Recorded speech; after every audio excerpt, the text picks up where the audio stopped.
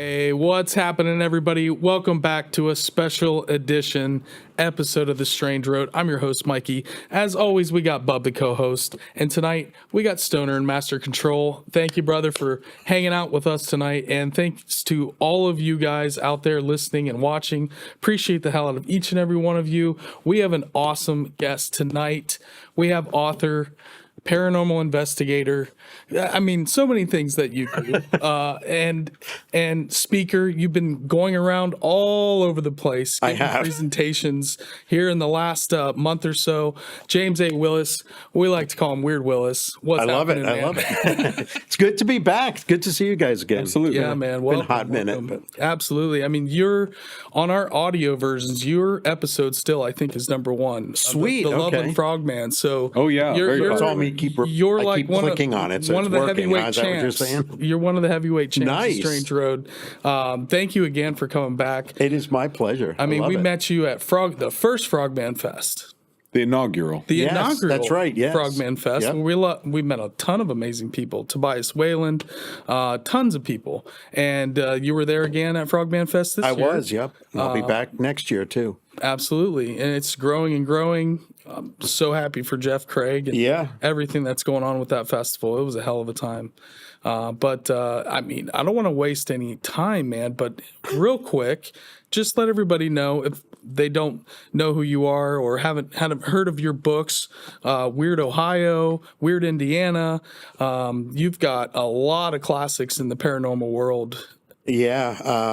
Ohio's Historic Haunts, The Big Book of Ohio Ghost Stories, in hardcover and paperback. The one I guess should be not as big, Book of Ohio Ghost Stories, because it's a little bit smaller. Central Ohio Legends and Lore, Southern Ohio Legends and Lore, and a whole bunch more. Yeah, I can't keep track. If it has weird in the title, I probably had at least contributed a story or two along there, like Weird US, Weird Ghosts. Weird Encounters is one of Weird them. Encounters, Weird Hauntings, Weird. I don't think that exists. It might. If it did, I'm sure I'm in there somewhere, at least my head. I mean, right now you're making the rounds, doing presentations on a lot of ghost stuff. Yes. The paranormal one, we got into a lot with you on the last one. I want to make sure that we kind of cover new ground. I know you got a ton more to talk about, but you got 2 books that you're working on right now.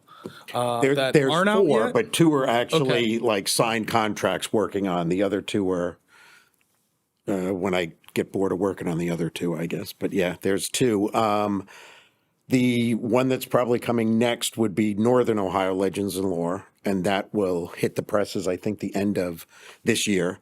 And then I'm working on Ohio's Historic Haunts 2, which is the follow-up to Ohio's Historic Haunts 1, that I'm doing with Kent State University, and that I am in the throes of building that right now. So I'll be getting locked in haunted locations around Ohio for the book as early as next month.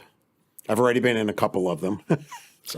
So when you're writing that book, are you going around to all these locations? Yes. And investigating, and so you're doing the research, your boots on the ground. What's that process like for?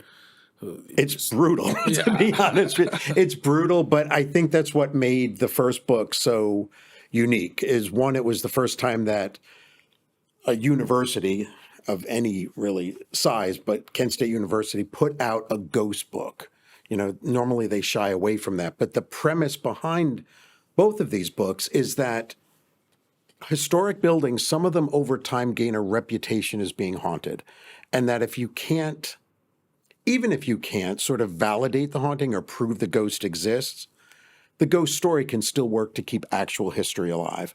So for that, I just found there's between 20 and 21, depending which book, locations all around Ohio that are historically significant. They each get their own chapter, and the chapter is divided into thirds. And the first third is straight history. So it's just when it was built, who built it, who worked there, who lived there, that sort of thing. The second third of each chapter are the ghost stories. But I wanted to make this different and as real as I could make it. So they're all interviews, and they are not interviews with, say, like other ghost groups or someone who just read something on the internet. It's one-on-one interviews with owners, managers, people who live there, who work there, and I sit across the table with them and record and just say, tell me your story. Because I think that's the power of the ghost story. A lot of times people will ask me, well, how do you convince a skeptic? And I'm like, I don't, because it's kind of pointless, because a skeptic doesn't become a believer until they have that experience. So I also wanted it to be that if anybody read those ghost stories in the book and they said, was that real? I can say, I don't know. I wasn't there. But I looked them dead in the eye and I didn't call BS on it. So they believed that they had that encounter. And then the last third of each chapter, I get locked inside of the building overnight with all this fancy ghost hunting equipment to see if I get anything. And if I do, great. And if I don't, it's not like I have to end it saying this building is haunted or it's not haunted. So some people have said I should get like a haunted or a not haunted stamp, and just stamp things. But it's just showing how it all comes together. But that being said, the first Ohio's Historic Haunts took almost 3 years to put together, between the research, all of the interviews, conducting the interviews, transcribing them, and then spending the night with all the ghost equipment, then going back and reviewing it. So it about killed me, but because I'm a glutton for punishment, I'm like, yeah, let's do a second one. Why not? So it's, I have a very small but mighty team that goes with me to most of these and helps lug equipment around. So they help keep me sane, but it's something. But I think it's about as real as you can get. I mean, personally, I don't get as much from reading ghost stories where they're just sort of retelling the story and they haven't been there. And I think that's what kind of makes my books a little unique, is because I want to write about the sights and the smells and the things that I was there. I think my fans and my readers kind of appreciate that I don't just say, well, there's the story that's this. I mean, they can get those ghost stories anywhere. But for me to say, yeah, I sat there, and here's the history. Someone did die on this spot. And now I'm sitting there with this equipment and the equipment went crazy. To me, I also think that kind of builds the story that maybe there is something paranormal there, as opposed to, I walked by a building and I saw a ghost up there. It's like, there's no meat to that for me. Is there anything that you did come in contact with, or a story? I don't know how much you can share since your book's not story? out, or as much as you can share, Jim, would be great. Just one. Just one. I'm a glutton for stories. You're a glutton for punishment. I would say that for Ohio's Historic Haunts 2, a place that I absolutely have fallen in love with and have, it's the first time in the two books that this location is going to have multiple investigations in the investigation portion, and that's the Defiance Public Library in Defiance, Ohio. How I came across them is they hired me to do a ghost presentation. And I went up there and I gave the presentation, and then afterwards they kind of pulled me aside and they said, we think we might have a ghost here, but we don't know who it is. We don't know who it could be. Nobody has ever really seen anything. They just hear things moving around, that sort of thing. So I was like, at that point, it was just an investigation. It wasn't going to be part of a book. But then when I started digging into the history and who the ghost could be, it just opened up a whole mess of things. So to put it very succinct, well, I can't do anything succinctly. So I'll do a mini ramble here. But the first thing that I always do is to dig into the history of the location, not just the building, but the property. The Defiance Public Library sits right next to the remains of Fort Defiance. So I was like, okay. So I started looking into there thinking, oh, I bet there's a bunch of people died in a war. There wasn't anything like that. But it's also at a confluence of the two rivers right outside there, which if you read anything, from mythology to all the idea of a confluence of waters. There's supposed to be spiritually active. So I'm like, okay, there's something going on there maybe. And then we started looking into the history of the library itself. And we were like, did anybody pass away here? And they were like, matter of fact, they did. And it was a custodian who lived there. He lived down in the basement. They had an apartment down there. And he was 80 years old, I believe, when he passed away. He had been sick for a long time. But still, it's like, okay, well, he had worked there, I think, 32 years. So it's the idea, okay, maybe he liked it so much he would come back. And that's also when the bells went off, because one of the activity things that people were reporting is in the men's room hearing the toilet paper dispensers rattle. So I immediately went to, okay, I wonder if that's the janitor checking on things. That is also why, and I won't give too much of this away, but when the book comes out, there will be a section about me investigating the men's room of the Defiance Public Library. So there's that part in there. And then by a stroke of just odd luck, I was walking out around the fort, getting ready to try to, in my head, figure out, how are we going to do this? Because is it from the fort? Is it in the library? Where did it come from? And I was there with a dear friend of mine, Mark, who's also been in the group for many, many years. And we're walking around and we noticed that there's a surveyor's stone right there, the original one when they were going out and kind of. And so we were remarking about that. And then I said, kind of out loud, I was like, it would be interesting if we could do get somebody in period costume from the fort to have in there. And Mark says to me, oh, I used to do that. Of course. And I was like, yeah. And I was like, really? And I was like, well, who were you? And I'm thinking, he shot a cannon or, because that's in my mind. If you're doing reenactments, you want to shoot a gun, right? You want to shoot the cannons or something. And Mark looks at me and he goes, I was a surveyor. And I'm like, no, you were not. And he goes, I was a surveyor. So I'm like, okay, we got to get you up here in period costume. So What? So we did that. And we've done it multiple times because we later found out that his wife also did reenactments. And of course I was like, and what were you? And she said, the surveyor's wife. So at one point we brought them up. But the first time that we did it, I had been toying with the idea.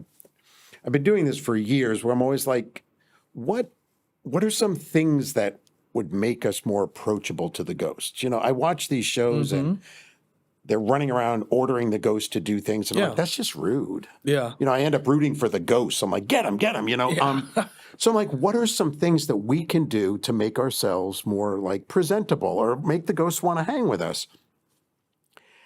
And I say this a lot, is there's so many things right now in the world that just divide us. There's just is. What are some things that unite everybody? And I landed on music.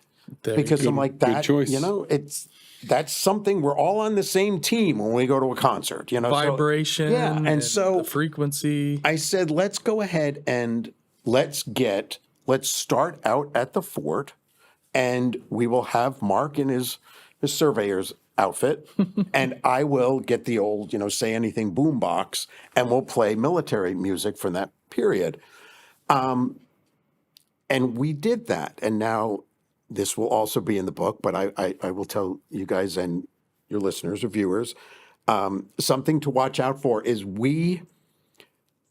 I'm infamous for saying this, my 2-bottle conversations, which you need 2 bottles of your favorite adult beverage to really sort of unpack all of this. But I started thinking to myself, okay, so if the ghost sees Mark and says, okay, you're my kind of guy, right? You're dressed like me. You're my kind of guy. Won't the ghost then turn around and go, but what's the deal with that guy with some sort of sorcery with all the loud music coming out of it, right? So I'm like, if it can see him, it can see me dressed, in not period costume. So I'm like, okay, I think I have to hide because I don't want the ghost to see me because then it would kind of blow the cover. So Mark is standing right at the surveyor's stone. I am playing the music through a speaker, but I'm like hidden in the shrubbery. We did not know at the time that, so you can actually walk, there's like a river walk that you can go around outside there. We didn't know that at the time. It was kind of like 1 a.m. on like a Saturday into Sunday. We didn't know that the, probably getting the name wrong, but like Defiance, Ohio was just finishing up their Jazz and Rib Fest. And so we saw people walking right past us that had clearly had too many ribs, shall we say. And so they're kind of stumbling and then they're stopping and looking. So I tell people, ghost stories never die. They just mutate every couple of years. So give it a couple of years. If you start to hear stories about, I was coming back from the Jazz and Rib Fest and I was walking past there and there was this ghostly looking surveyor type guy standing there and there was weird music, but I didn't know where it was coming from. It was like, it was coming out of the bushes. That was us.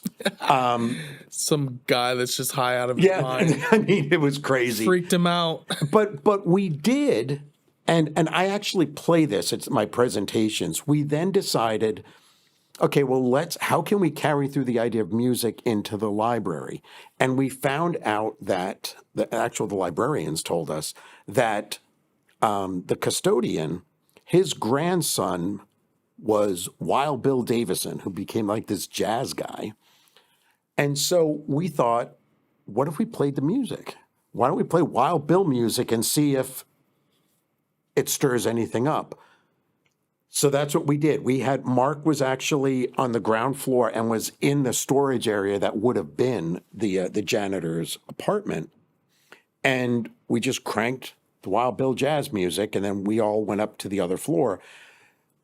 We had recording devices down there, and at one point, we did it for about 45 minutes to an hour. At one point, there is this tapping that comes in. It is clearly, it sounds like someone with their hand on a wooden table or something, completely in time with the music. And it goes for about 10 or 15 seconds, and it stopped. The recorder that recorded it was in full view of the camera and was sitting on top of a metal cabinet. But there's nobody in the room. There's nothing. And if you look at the pattern of it, it's damn near close to being perfectly on beat. I don't know what caused that. And then because I can never let anything go, I'm like, that's not proof of anything. I can't say that's Wild Bill. I can't say it's it could have been just somebody from ages ago coming back from the Jazz and Rib Fest that was like, oh, I dig that crazy beat and just wandered in, which is what has resulted in us going back time and time again. And we've played the same song and nothing's happened. Recently, we just got back probably about a month ago from another investigation there, and we got what everybody describes as tap dancing. Interesting. And you're like, what is going on? And none of those are heard in real time.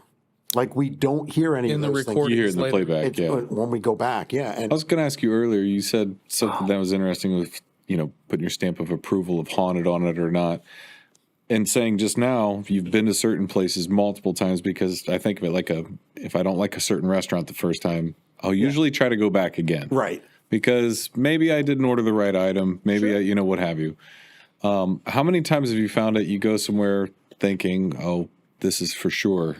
It's regarded as a highly haunted place. Nothing happens. You go back. You ever had one of those incidences? A lot of times, yeah. Because I'm sort of the mindset where many years ago, I've kind of adopted this stance that if I go someplace and nothing happens, it's like fishing, and the ghostly fish weren't biting that night. So I will go back Absolutely. again, especially if I have got at least some sort of historical documentation that who they are saying are the ghosts really did exist. Sure. In human form when they were around. If there's something to there. Now, there have been times where I've heard the stories and I'm like, I don't know, that sounds a little sketchy to me. And then you go in there and you're like, yeah, I'm not really sure. it sounds really arrogant to say, but I've got enough other stories that I don't feel that I can be like, okay, I'll put that one to the side for now. But yeah, I don't think anyone can say that they have, again, I always have to say my opinion. I don't think anybody can say they've investigated a place if they've only been there for like 2 to 3 hours on like a public ghost hunt. You might get evidence, but for me, I'm like, if you're on a public hunt with 10 to 100 different strangers and you hear footsteps walking around, that's not really a controlled environment. You know, like when I go into it, I need to know where everybody is at certain times so that I can at least be like, there shouldn't be anybody making that noise. Right. Have your controls in place. Yeah. And I think it's because from very early on, I realized I'm doing this to find answers for myself. And I'm not going to make money off of this, because you look at how long people have been trying to prove ghosts existed, and my opinion, it's not been proven yet.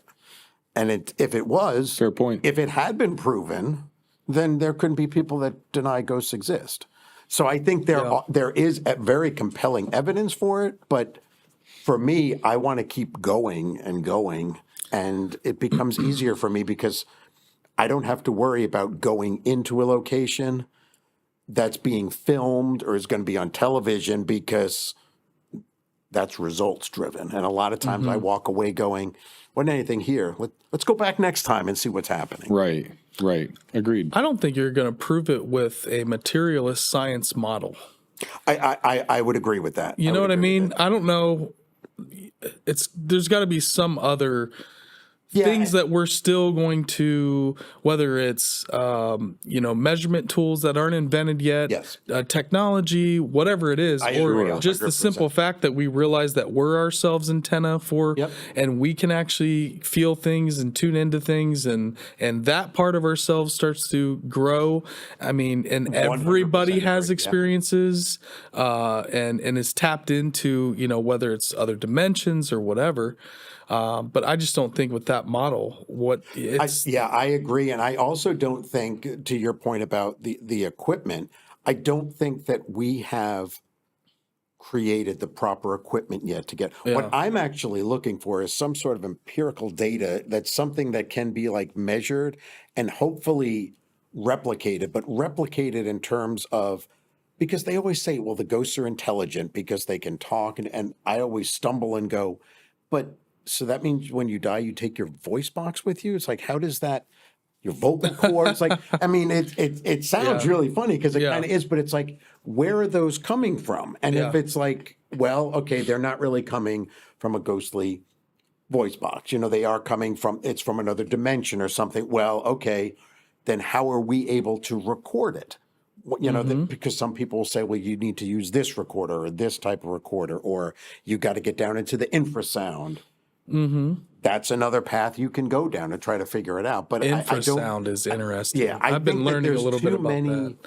That right now, because where I think specifically the ghost community is they've become very results driven in order to monetize the results. So there's a lot of equipment out there that will spit out words, that will blink, that will do something that looks really good on camera. And they can say that's a ghost. Whereas I'm going, that's not proof of really anything. So. I'm skeptical, open-minded towards the ITC and the Ghost Box. We had Matthew Jackson on it, who actually you said you met. I did, and didn't even know it. Yeah. I think he was at Haunted America. Yeah, that's so cool. Across from me. And he's played some recordings, and it's very, very interesting when he's out in that cabin by himself. And but I'm not there. I won't put it in one or the other category. It's hard to know. It's hard to tell. We'll figure it out later. Yeah, what's coming through there? What other kind of frequencies and radio where signals? Is it coming from? Is it what we? And that's why I always tell people I believe in what we collectively call ghosts. I truly believe that over the years I've encountered things that would be classified as a ghost. But I don't know what a ghost is. I don't know how it's capable of doing the things that it does. And again, I don't think anybody really knows. Nobody knows. It's just some people would like for the rest of us to think they know, but they're just theories at this point, because until we can really prove it, they're just theories. I say that all the time. Yeah. And I think it drives people crazy, but I'm like, well, it's really not, even if we talk about Sasquatch there's a lot of evidence or circumstantial evidence, but until we actually get there, everybody can stake their flag in the ground and think that they're correct versus the other. And, it gets into a lot of like just kind of nasty stuff. Like, I'm right, you're wrong, you're doing it right, I'm doing it wrong, whatever. And people are protective until the proof is there of their to research. a certain degree. Yeah. Yeah. Well, it's understandable too. Like, if I was putting in 10, 20 years of research into something and, I don't know, you just think after that time that you would have done the work to have the opinions correct. Yes. But then if something else comes along that disproves you, I get it. We're egotistical, emotional creatures. We don't want that to happen, but the better thing for the work to advance is to go, hey, yeah, I was wrong. Great. Let's move it along here. Let's get to the answer. Agree more. Because Let's get there together. I very, very rarely, if ever, say, this place is haunted. Because again, I don't know what that means. Yeah. I will say, I cannot explain what caused this. That's a fair answer. How Yeah. I think you should. I think that the paranormal community in many ways is kind of mirroring a lot of what goes on in corporate America, in that if for whatever reason it's considered bad to say, I don't know. Because some people That's believe that totally makes you fine. look as that you're not smart enough or something, where I think for me, I say it all the time and I'm like, I don't know, but it's pretty cool, right? Or I don't know, but let's see if we can figure it out. But I think that specifically in the paranormal community, there's a lot of people that refuse to say, I don't know. And the flip side of that is that many times you will start to, they will dig the hole deeper and deeper, because they'll start saying the reasons behind it. Yeah. And you're like, yeah, I don't know what you're talking about right now. Yeah. Even if you say to them, how does that ghost box work? Right. And they'll say the ghost can manipulate this and this. I'm like, how do you know that? Yeah. Well, to your point there of saying I don't know, coming from medicine, that was one of the things that I would search out in an individual to find out if they had the ability to say they were wrong, or say I don't know, or if you can't, there's a real problem. And now you might start doing things in that arena of life where if you don't know what you're doing and you say you know, you're maybe going to kill people. So it's just not a good idea. But in that community as well, it's always highly, if you say you don't know, then you're dumb, or you don't know. Correct. Right. You can't possibly know everything. And that's the whole point. And that's what most of it is a collaborative too, right? Yes. And even to the points of this kind of a sidetrack, but say with Graham and Ancient Apocalypse and that kind of idea. So earlier, how is, again, if I'm 10 to 20 years into my research and then I have to step aside, it's not even to say that those individuals doing that research that then gets maybe pushed to the side because it's not correct, they've still advanced the thought. They're the ones inspiring the people too. That's what happens with almost everything evolutionarily, right? The next wave comes along and goes, we're going to do a little bit differently. And we got to be reasonable in that. I agree. Yeah. I mean, you can have all the gear, you can have all the tech, you can sit there for hours and hours and run audio recordings and run, different cameras and have closed circuit TVs, and audio seems like it's really, really important for all kinds of investigations, like the Sasquatch investigations. Sure. Some of the most compelling evidence is those audio recordings. Right. And I think, people running around with cameras, I think audio actually is kind of the key to the Sasquatch phenomenon. Mm-hmm. Might be, really just like rigging up microphones all over these forests. And what type of microphone? Because to put that into the ghost community, people will say, well, this is the recorder you use. Well, why? Is it is it picking up again? Is it going into infrasound? What is it picking up? And I've always been intrigued with audio, because a lot of times we will hear something that we're all in the same room. We're just sitting around. When we do like EVP sessions, we go back and forth between, okay, we're going to ask a question and then we're not going to say anything, or we're not going to talk at all. And then my 2-bottle conversation is, well, if a ghost did show up and the three of us were just sitting there with dead air, they'd be like, I'm not talking, this is boring, and it would leave. So we will sometimes ask questions, wait a few seconds, and then other times we'll just carry on a conversation and see if people want to chime in. And we've had results like that, full sentences that none of us in the room at the time heard. I don't know how that works, that gets picked up on a recording device that is designed to pick up something that the human ear could hear. And that's the part where we've done other investigations where we have had multiple recording devices. So we'll have, say, a microphone coming off of a digital camera, of a video camera, or a security camera. We use those. And then we'll have a studio microphone and then a digital voice recorder. And a voice will get picked up, but only on one of those, even though they're right next to each other. It's as if, and I'm like, I don't know how that works. That it's like the ghost is saying, I'm going to talk to this. Like they directly sent it to the certain one and not the other one. Correct. When all three of those are designed to pick up a human voice. Yeah, the more you talk about it, it's blowing my mind because, again, the way that this is working is we're sending air out that's then hitting that. Right. So how is that voice coming across? One, you can't hear it. Right. It's so many layers of I'm just racking my brain trying to imagine how it's creating it. We did here's another 2-bottle conversation. We were doing an investigation, and we record so much audio and video that what we do is after the investigation, we divide it up.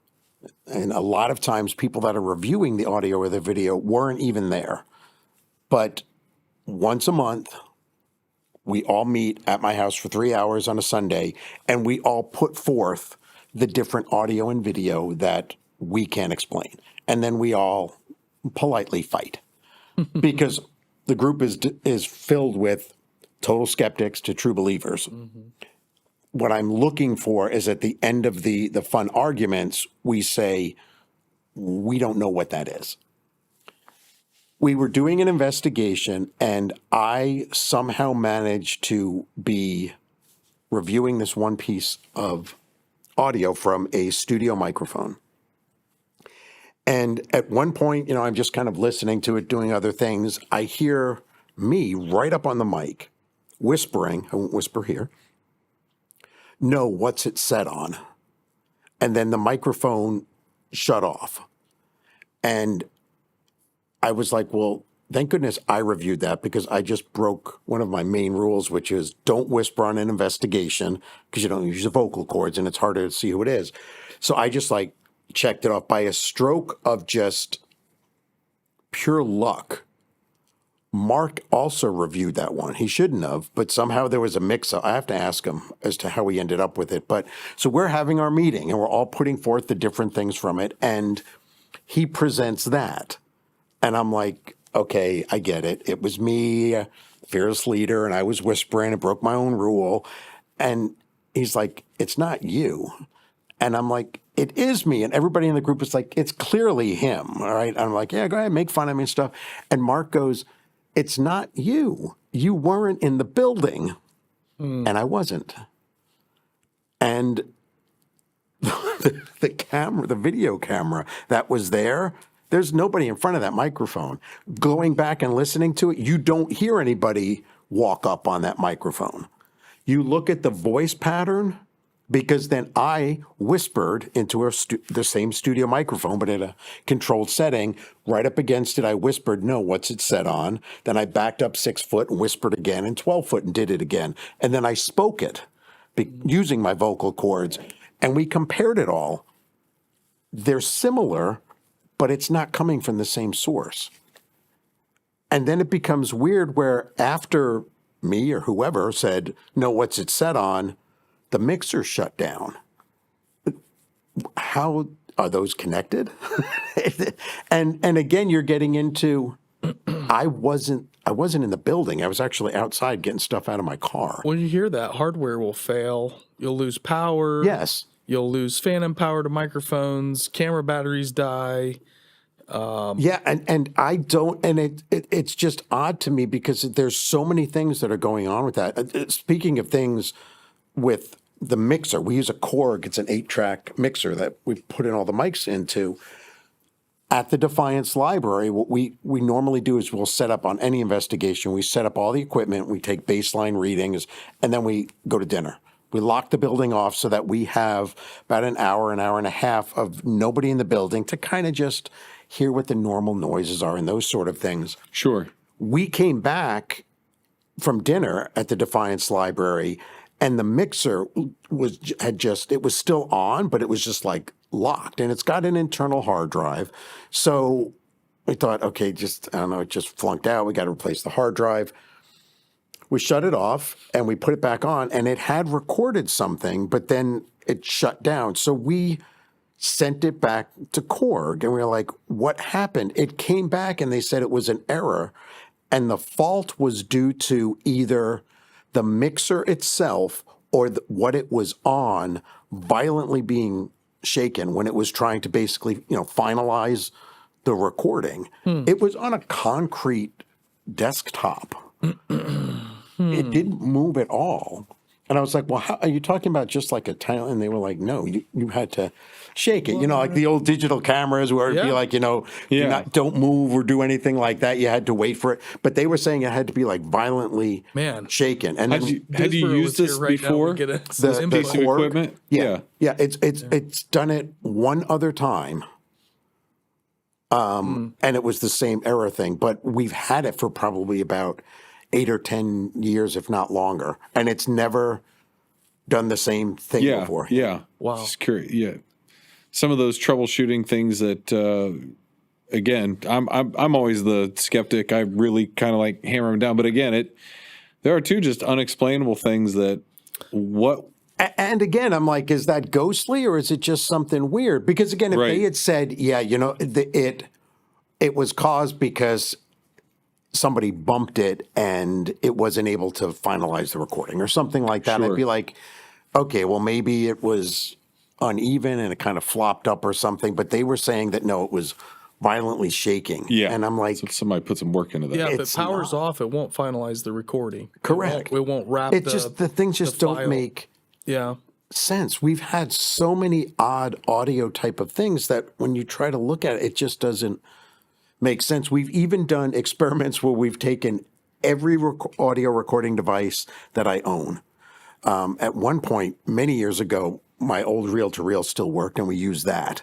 Cool. But we've done everything from micro cassette recorders, full cassette recorders, digital voice, across the board, and lined them all up in the same location and let them play out.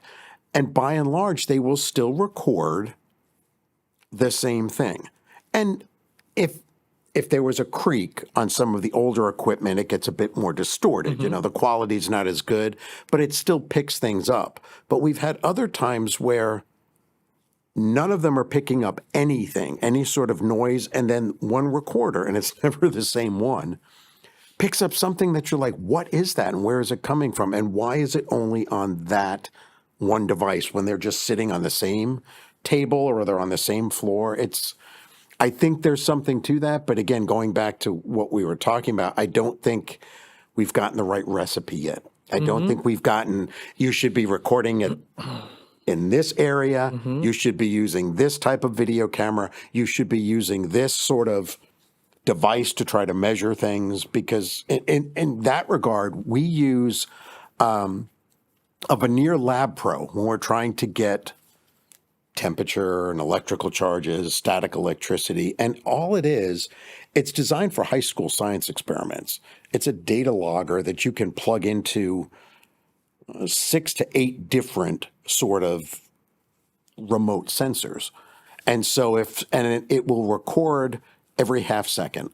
So if people say, we feel cold breezes going down the hallway, we can hook up 3 or 4 ambient temperature devices down the hallway. We do static electricity, because my whole thing is that nobody debates that we right now are forms of energy. Oh my gosh. I was going to say. But it's like, where does that energy go? Does it become a ghost, or is it just there? And that's what we try to measure, because it's, again, I don't think anybody can say a ghost is made up of this. Right. I was just gonna jokingly say, it's all energy, man. And it could very well be, but it's like, but what is that type of energy Right. Yeah. that we could measure? Because in my mind, if somebody says, I hear the ghost walking up a flight of stairs, and we will say, is it how many steps? We'll tell them count the steps. And when it becomes apparent, no, it is walking on those steps. In my mind, that ghost has to have enough density or mass or stuff to exert enough pressure on those steps to make them creak. That's something we could try to measure, you know, and then I get really weird. And I'm like, if we do that, have we just measured the weight of a ghost? You know, and I it's just crazy talk at that point. But Yeah. again, it's like listening to what people are saying is happening and then saying, how can we come up with a way to measure that? I mean, I was fortunate enough to watch my grandmother pass. And that was an experience that I will never forget. I can imagine. And I was right by her bedside. And one moment she was there, had life. The next moment, whatever that is not my Yeah. grandma anymore. Yeah, So there is something that you can see it. Like it's like drawing a line, man. Mm-hmm. And it is the moment there, not there. And what is that? It's Right. some kind of energy that, and you where could does it feel, go? you could feel the room change. You could feel a shift. It's like kind of like when I went to Stonehenge and I went through this certain area and it was like everything shifted. The whole feeling of the surroundings changed.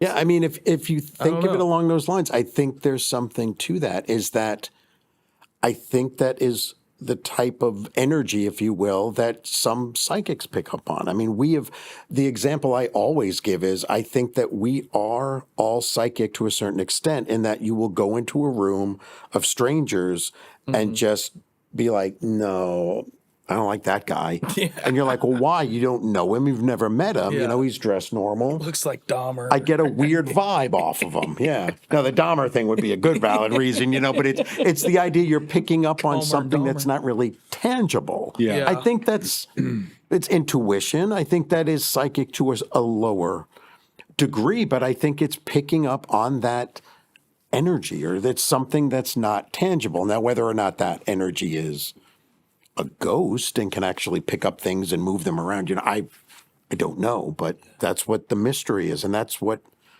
I'm in it for. It's the thrill of the chase more than anything. Yeah, because you can't measure it though doesn't make it not real. Correct. For me, to believe in certain things, I just want to experience it for myself. That is, everything's so experiential. You know, you have people that are walking around the woods, people that are in their houses. They seem highly credible, and they see a Sasquatch, or they see a spirit, or they see, some kind of entity that shouldn't be there, and they're telling you, and they're shaken and they're scared, just as the day that, Right. they've seen this experience.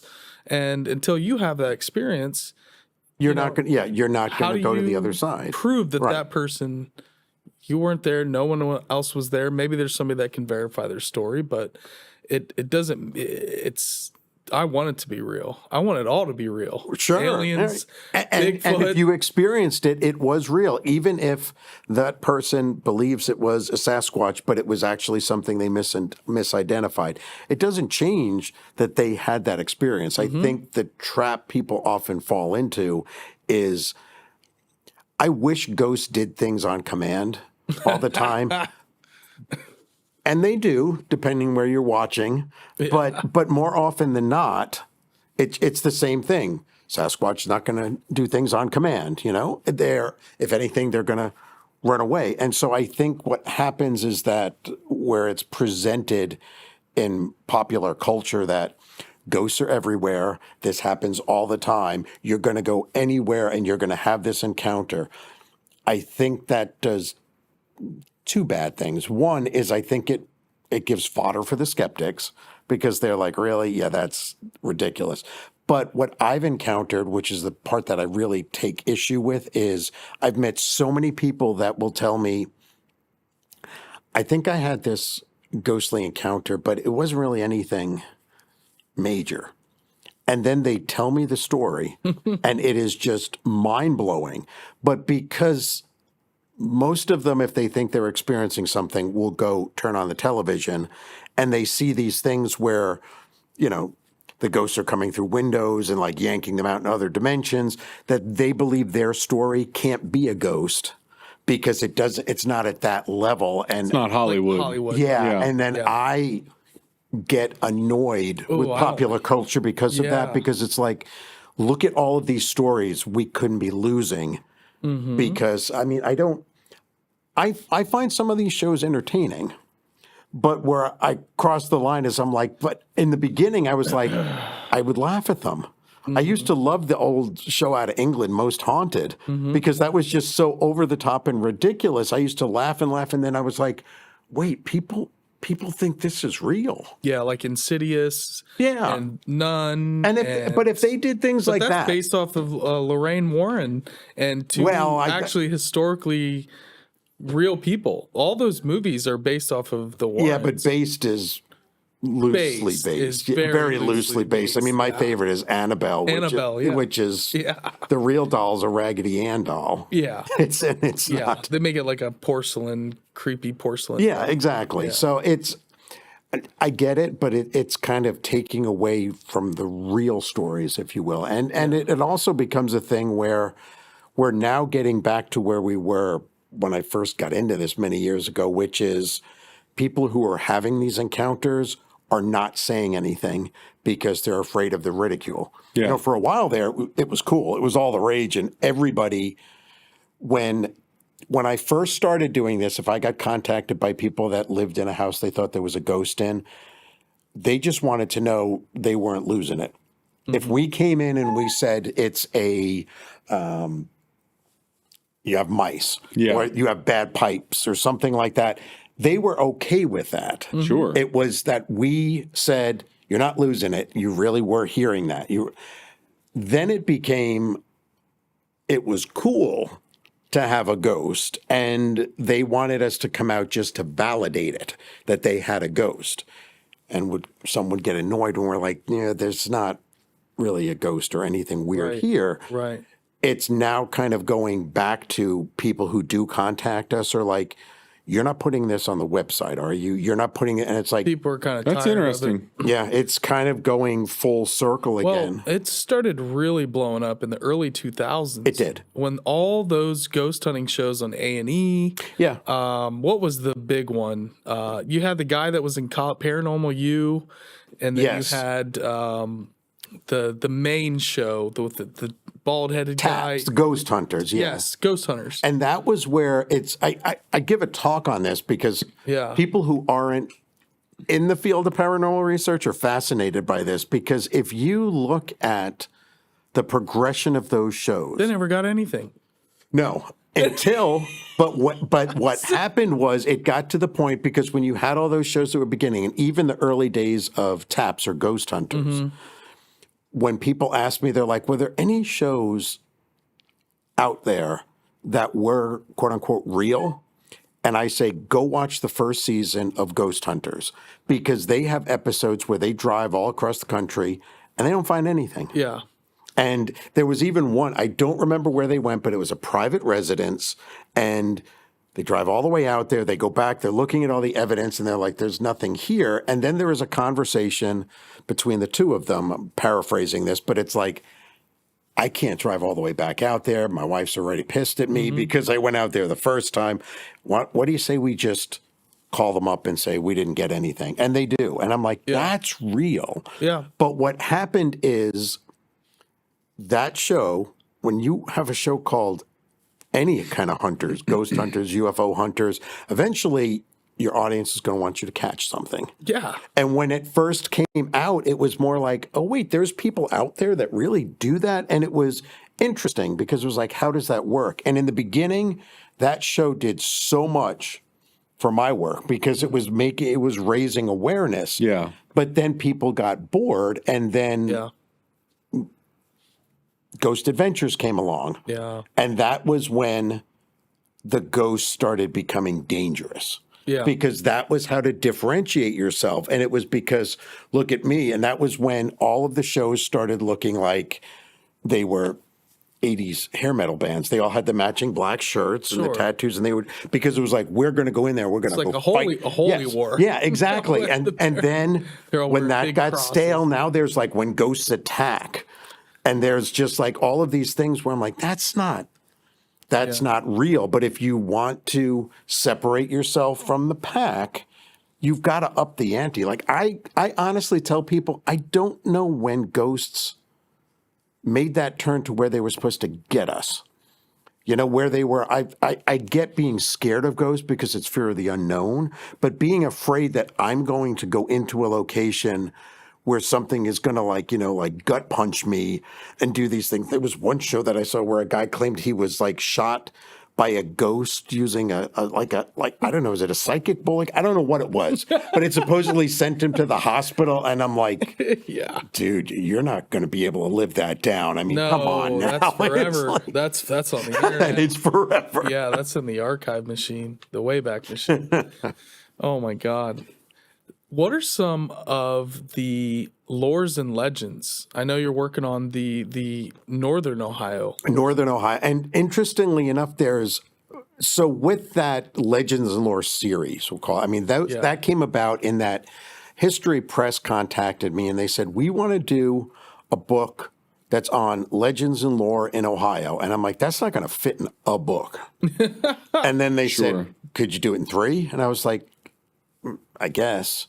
And so this is my big cop-out because I got my one-star review on Amazon for one of the books because they were like, this story's not really in Southern Ohio. And I'm like, so I tell people, I said I would do it in 3 books. Somebody who obviously doesn't live in Ohio took a look at the map of Ohio and drew 2 vertical lines. Anything above the first line was northern. It was in the middle. It was central. Below it was southern. For all of those books, what I wanted to do is I wanted to tell, they didn't all have to be ghost stories. They just had to be sort of legends where it's like, is that really true? And I wanted to err on the ones that were true. That weren't necessarily ghostly, but that if you told somebody the story that like there is a fire that's burning underneath New Straitsville, Ohio since before the 1900s, and it's still burning. Right. Really? And people are like, no, it's not. That's Centralia. That's in Pennsylvania. And I'm like, well, that's burning too, but it's not been burning as long as it's been burning in New Straitsville. Wow. And those are the kind of things that make it into the book because they're like, that can't be true. And then when you add on the fact that it was that mine fire because they couldn't put it out and basically it would go up, it hit a vein when the fire started and it just kept burning. And so you could go there. I think you can, it might be too far underground at this point, but you can still, you used to be able to go to parts and just look and you could see the smoke coming up where it was still burning. Wild. And they had said that during Prohibition, and I did find that this was true, that New Straitsville Shine was the one everybody wanted because it was the purest. And it was the purest because they would go cook up in the mine. And if any of the authorities were driving by and saw the smoke, they would be like, that's just the mine fire. So it was the purest moonshine and everybody wanted it. So those are the kind of things that make it into the book. And with Northern Ohio, which I'm working on now, a lot of it is, do I put there's stories where I'm like, I don't know if I should put it in the book because I've kind of done it to death. And there's stories that I'm like, I've covered in several books, but every couple of years, somebody puts out another version. I mean, the big one is Helltown. I'm not sure if you're familiar with, but I was the one who back in like 2001, I think, spent 6 months up there basically debunking the entire thing. There's stories about, you name it, that it's everything from, there was a toxic, I mean, it all claimed that if you went down into that area, you would see the remains of a town, and that they all had government property, no trespassing signs all over it. And there were all of these different stories, everything from that there was a military installation in there, which is now that's become a story again, that there was a toxic spill that created these weird creatures. So in some versions, they don't call it Helltown, they call it Mutant Town. And in some versions, they call it Mutane Town, which is supposedly the chemical that turned them all into monsters. And that, if you believe that version, there's a satanic cult that lives down there. There is an abandoned school bus that was home to a serial killer killed all the kids in the bus, and that if you go down there, you used to be able to see all the murdered children appear in the seats. And then in the back was the serial killer. And then they took the seats out and they would still appear. And you couldn't get all the way down there because there were parts of the road that were missing. They tried to blow up part of the road now as part of the story. All of that is what I found is the truth is not as crazy, but it's sadder to me. And that is it's a whole area, Boston Mills, Boston Township. What happened is in the early 1970s, our government created a thing where they could basically claim eminent domain on lands if they were going to use it for part of a national park. They did that to this area to make it become part of, and the area is now part of the Cuyahoga National Park. But they basically showed up on people's doorsteps and said, here's your money, leave. Mm-hmm. Which is why it was true that if you went down there at a certain period of time, the houses, very nice houses, were boarded up and it said, U.S. government property, no trespassing, because the government had bought it. They were going to use, and they did use some of the houses for fire department training, for controlled burns. But because they're the government, they didn't really get around to doing that. And so a lot of them were left to sit like that. The road, it did have road closed signs on either end, and the road did continue down. There were parts that were kind of knocked away. And that was because it was a section, part of the road collapsed in between Boston Mills and Boston Township, I believe. And Boston Mills says, hey, Boston Township, fix it. And Boston Township said, no, it's on your side. You fix it. And they both were like, we'll just close it. So they closed that part of the road. There is no truth to any of. I did find that there was a bus down there. There was no serial killer. There was a bus that was down there. It's described as a hippie. Basically, was going to build his own house down there and got a bus, an old school bus that never had seats in it when he put it, and he parked it down there. And he was going to build his house, and then they declared eminent domain, and so he left, including the bus. He left that behind. So there was a bus there. There was no serial killer. There was on the other side, closer to Peninsula, Ohio, so kind of in that area, they did find a lot of illegal dumping that had taken place. Not in that area, not near any houses. It was a dump, but there was a bunch of toxic stuff that they did find in there. So that fed into the legend of Helltown. I thought I had, no pun intended, cleaned all that up back in 2001, but I haven't. And it continually comes up. And now about 5 or 6 years ago, probably even longer than that, the Destination America, which is a Canadian company, I love that, they put out a documentary called Helltown, which was done by the same people that claimed that they had captured a live mermaid. Oh my God! Yes. But they present this as yes, and they put it out. Mockumentary. I can always tell because I did an incredibly lengthy article on my website, which is they never asked to interview you. Helltown ignores. I'm sorry, Discovery Channel, or maybe it's Destination. I called out somebody. I think it was Destination America ignores, rewrites Helltown history, because in that version, there were a bunch of kids who go out there and end up being killed by, I don't know if it's a skinwalker. I forget. It's either a skinwalker or a shapeshifter or something. And they get it on video, but the government, because the government actually created this creature and they have a secret base out there. None of that is true. I wish it was. But yeah, I wish it Be a was lot true too. cooler But you if go it out was. there and I'm like, you need to leave these people alone, because they go out there, they claim there's stuff hidden in the cemetery. The cemetery is now patrolled and locked because people go out there looking for the secret entrances into the tunnel, the military tunnels. So TikTokers.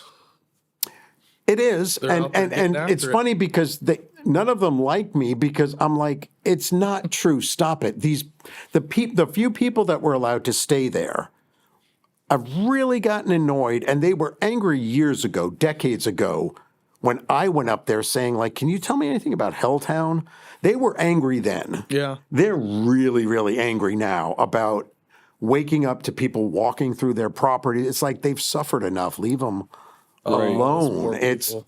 so that's a story that, like, I've told the entire story of it, but every book I put it in, I feel like I've got to add another like couple of pages that are like, now the latest is this, but I don't know. That might be too much. It's already been in like 4 different books, but it just mutates every few years. So that's one that it's. I'm still debating whether or not it's going to be in there. Now, one that will be in there, it is my favorite UFO story, because it is a long story very short. In the 60s, 2 police officers, so you're up in Portage County, and it's off of like 224. There's Officer Spower and Neff. They get a call to go out to investigate a abandoned car on the side of the road. Now, people will tell you that they got there and they looked in the car and there was all sorts of like either Men in Black or Indrid Cole pops up in some versions. None of that. It was in a car that had broken down. They found who the owner was. The rest of this story is cool enough. You don't need to have that added thing. Yeah. As they are checking out the car, and again, they're on this little, back then it was just a little country road, they see this giant light, which it starts to end up looking like sort of like an ice cream cone, come up over the hillside and then kind of turn and just start moving away. So they call it in. They're like, we don't know what this is. And they're told, well, follow it. And so they do. And they're describing it as they're going along, and they keep going and going, but they report that, again, they're on country roads, so it's moving this way. They get to the point where, it's a dead end. They've got to kind of do a couple of roads so they get back in it. They said the light would wait. It would wait for them to kind of catch back up, and then it would move along again. And they're going and going, and they finally radio in, and they're like, we're kind of running out of gas here. What are we supposed to do? And the call comes back, keep coming, we got you. It was the Pennsylvania patrol, because they had actually gone so many miles, they were getting ready to cross over into Pennsylvania. And they did cross into Pennsylvania, and the thing just leaves. It takes off. When it was said and done, 86 miles they had tracked this thing. Wow. It was a Project Blue Book case, and it was one that,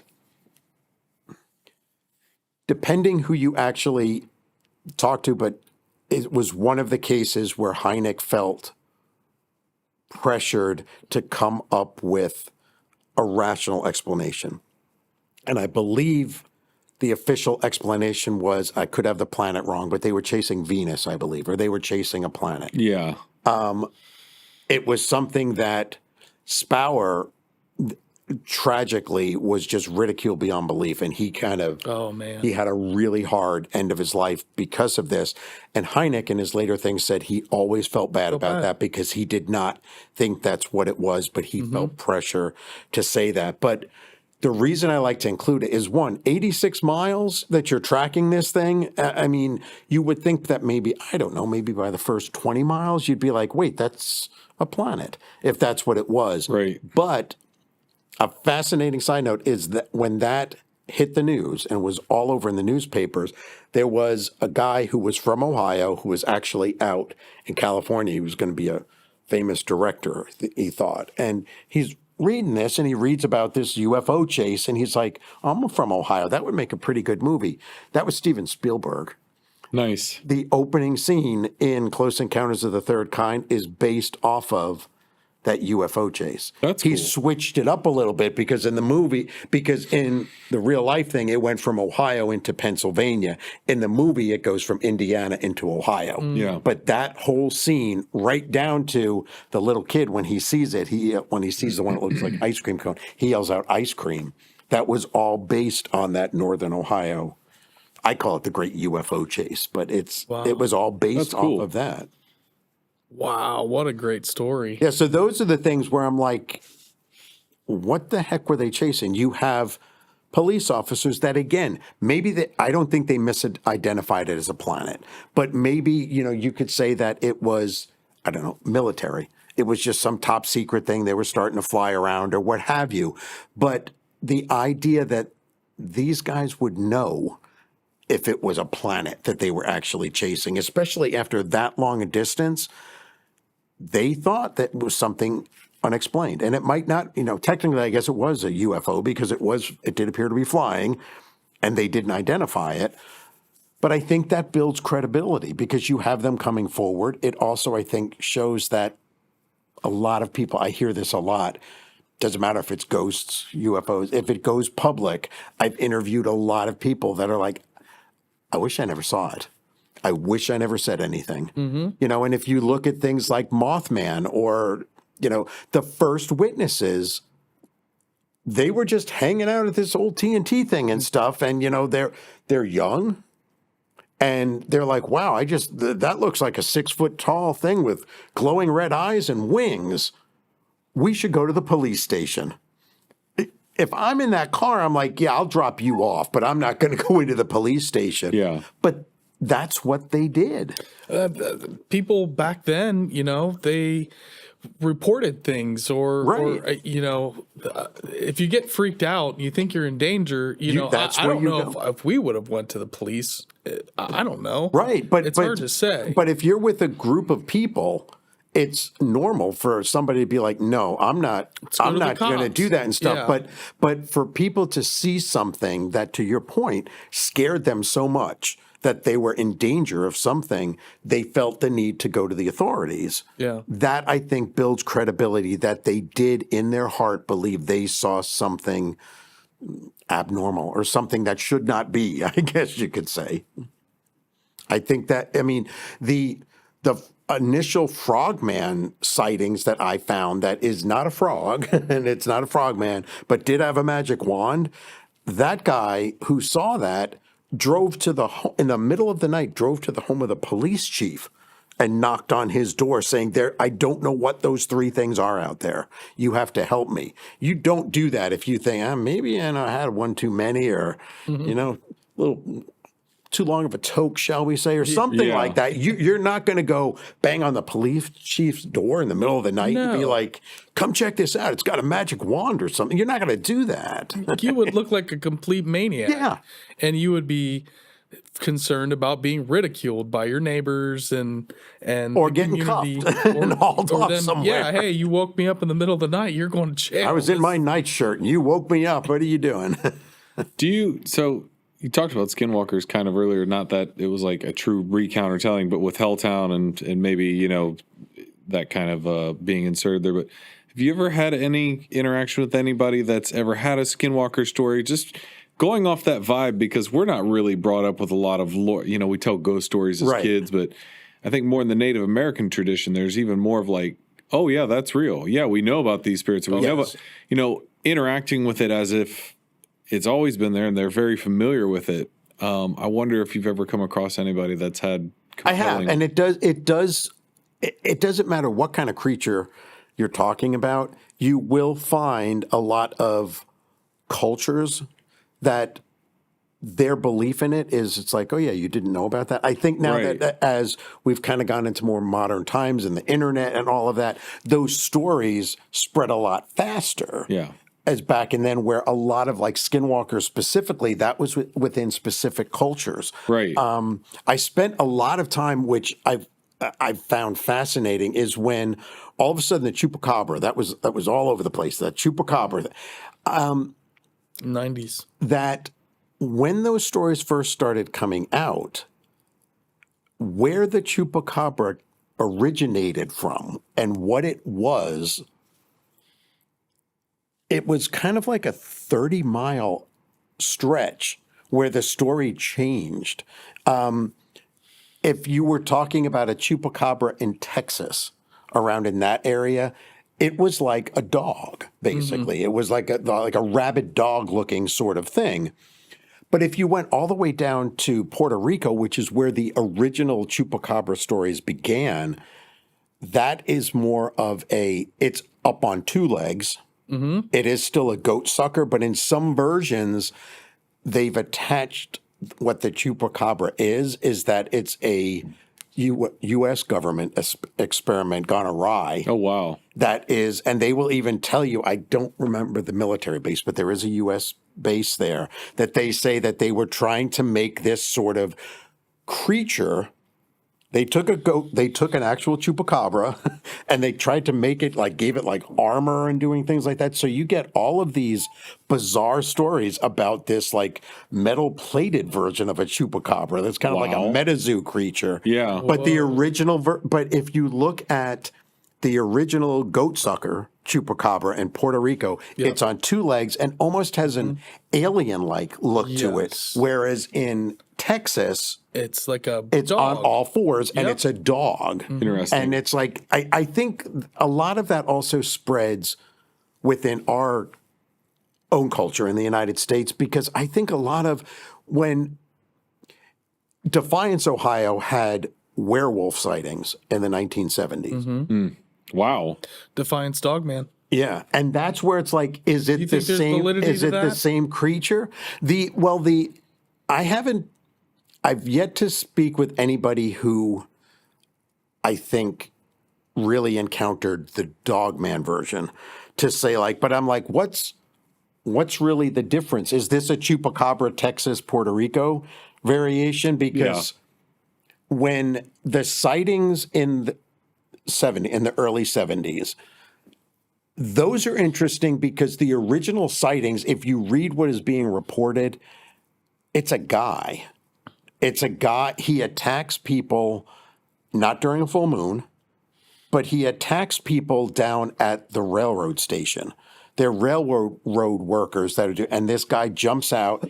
He's kind of disheveled looking, and he's got a 2x4, and he's kind of hitting the guys with it. So you could make the jump to be that could have been somebody who was riding, an angry hobo or somebody who was riding the rails, so to speak, and jumped off. But I've tracked that story, and other people start reporting seeing a more traditional werewolf. It gets taller, it doesn't have the 2x4, and it becomes more wolf-like. And I've tracked the stories out of that county all the way down, and then when it starts working its way down, it gets around into Medina and those sort of counties for reasons I've never been able to explain. It gets hairier, and people start saying it smelled like Limburger cheese. Oh my god. So I don't know if that's the same thing, That's fascinating. because I think a lot of those kind of stories, when people go out in the woods and they see something and they're like, I don't know what that is, but I know what Bigfoot is supposed to look like, so that must be a Bigfoot. Yeah. I don't know if that's why the original sightings of a werewolf after the guy with the 2x4 were because they saw something that didn't look normal. I don't think that's a man it kind of I know what a werewolf is supposed to look like, so maybe it's that. And then I think it became a thing. Yeah, but big jump. It's like, I think there's a misidentification because many times people, when you ask them to describe the creature they saw, it's not like any creature that exists. And so a lot of times they'll apply it to that. Defiance Dogman to be real. I do too. I've never been able to find anyone who saw a dog man. Yeah. It seems like it is a hairy hobo. Damn. And then goes into a taller Festival Wook. Yeah, it could be. Yes, it could very well be. I mean, it's. But I haven't interviewed anybody that claimed or seen any articles that have encountered something that I would say is the dog man. It all seems to be, but I want him to be real too. Yeah. I don't want the one with the 2x4 to be real because that one's very angry. No, you don't want. That's wild. That's showing ambition as a dog man. Yeah, those are. I mean, it's really, really amazing how you can follow the story, like you said, and see how it changes as it kind of trickles into other parts of the region. Yeah, and I mean, going back to what you had said, Bob, about the idea with that, there are certain, like the skinwalkers, there are certain cultures that are like, we know all about them. Right. Why are you guys acting like it's something real? It's always been there. Yeah. And the Sasquatch, the wild man of the forest. And, every indigenous culture has Sasquatch, and Yeti, and the Yowie, and I mean, every continent. Yes. It's really, really incredible. They just call it by different names. Yeah. And sometimes they have, different, like, you hear stories of like different types of Sasquatch from them. They have like the shadow people Sasquatch. And I didn't know about those. And there's different, when you get into like the indigenous cultures of like the Olympic Peninsula, that's where they talk about like the two different tribes of Sasquatch, where you have like the shadow people, like, where they can basically cloak and shapeshift, and they're more of like tricksters for fun. And then you have kind of these more malevolent kind of trickster, which are a bit, if you get in their territory, you better get the hell out of there. So is it like a shadow person? It's just a Bigfoot that like, when people describe a shadow person? Yeah, so it's a Sasquatch, but then they can also shift into these so you can't see them.